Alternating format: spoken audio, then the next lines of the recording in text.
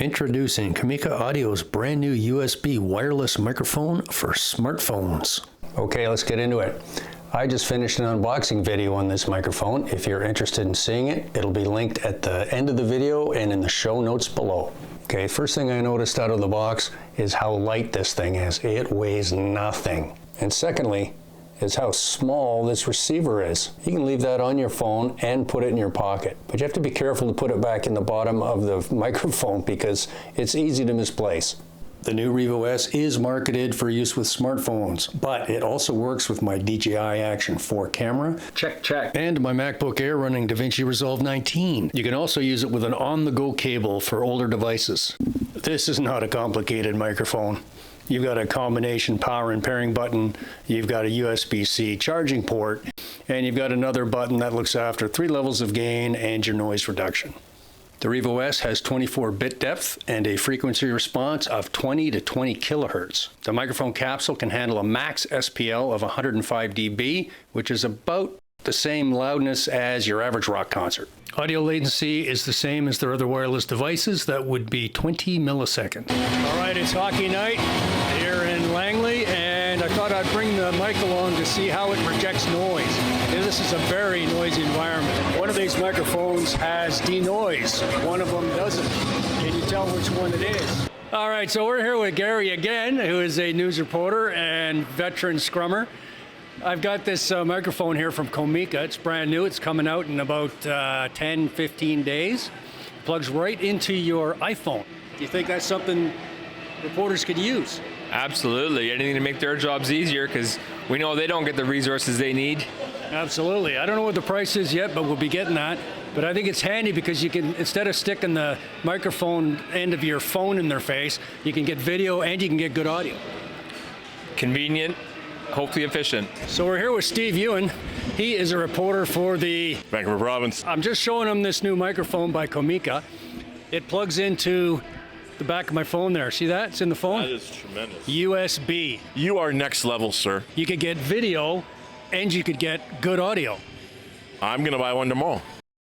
Okay, let's check out handling noise rejection. Clearly, you have to be careful when you're handling this microphone, as you do most microphones. You can hear the buttons as you're pressing them, so don't be talking if you're going to change the gain or activate denoise. Green light indicates denoise, blue light indicates gain. Long press to switch between them. You can get 3 green lights, but there's only one setting, and you can get 3 blue gain settings. The 15-hour battery will surely get you through a day of use, and that's with noise reduction off and gain settings set to 1. But if you're caught short, the Revo S does support charging while in use. The mic's antenna is at the bottom of the microphone, so Kamika suggests that you do not cover it with your hand, or you can cause interference with the antenna signal. So what's included in the kit?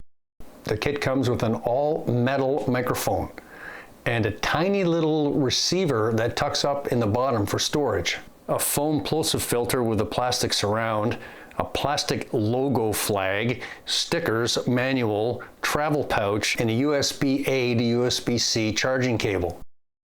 Okay, what about cons? There must be something I don't like about this device, and you're right. I'm not sure how long the little storage compartment at the bottom of the mic will stay tight and keep the little receiver from falling out.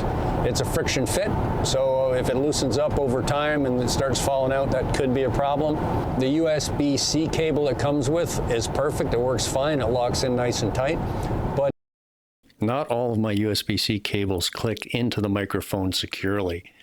I don't know if it's an issue with the connector on the cable or with the receiver on the microphone, but it is the only device that I have experienced USB-C connection issues. 15 hours of battery is great, but it would be nice to have an indicator to know how long I've got left in charge. All right, so what's my conclusion? This kit is widely compatible with recording devices, but is it for the professional? I have to say limited. Why? Well, because there's no redundancy.